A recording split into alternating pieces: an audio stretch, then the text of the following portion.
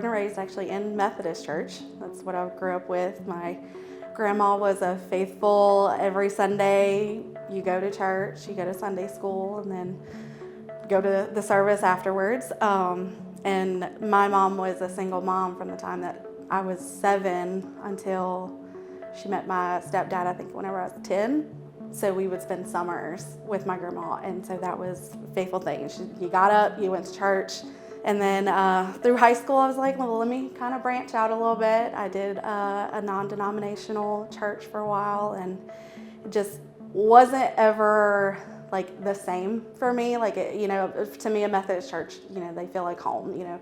With me being in the non-denominational church, I left because I was in a couple of small groups, and as a teenager, they were very against like you dating and doing all this, and I'm like, but I'm a teenage girl, like we're gonna date. So eventually it just kind of got to where I was like, y'all are pushing a little too hard for me not to like find like myself and myself with my friends and everything like that. So that's why I left, and I was very glad that I did. I mean, it's definitely one of those things where they hurt you and, kind of makes you not really want to be in church after a while. But so I stopped going there, and then I didn't go to church for a while.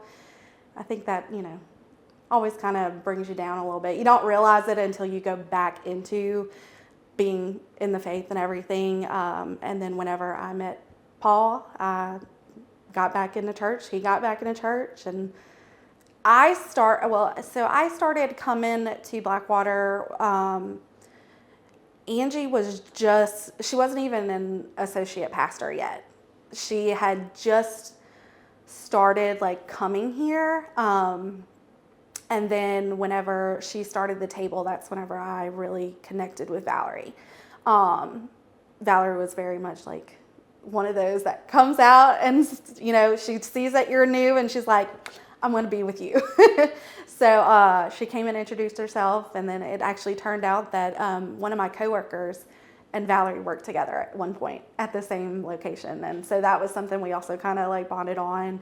And then when the table started, it just was very much kind of like definitely our vibe. The contemporary service works for, what we look for, and it helps that Paul's dad's in the band, Well, I mean, me and Paul have been trying to have a baby for, years, and it's obviously not happening.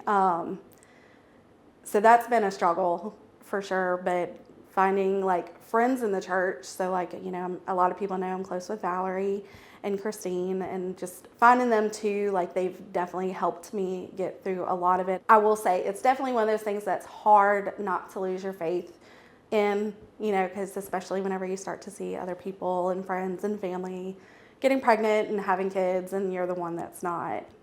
But I know, like, I wouldn't be put through this if God didn't think I was strong enough. I pushed through. I'm faithful, in my faith with Jesus, and I know it's going to happen for me someday, whether that be me having my own child or just me being the aunt of everybody.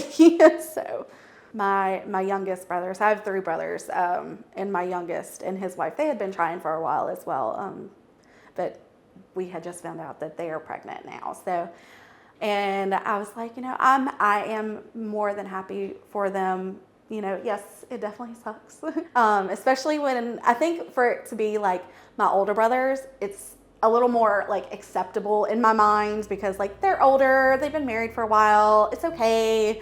But my younger brother, you think to yourself, oh my God, life isn't fair, why is it me? But you push through, and that's something I have definitely learned to do more recently in the past couple of years. Mostly for me, what's helped me is really finding like a good friend that's actually like in the church or just walking that same type of faith with you, really. And talking it out. You're never gonna get through anything if you keep it bottled up. That's the one thing I have learned, whether that be this whole situation or really any other situation. You can't just like keep it bottled up. stay in prayer, stay with friends that, are going to be there for you, and just stay in your faith for sure.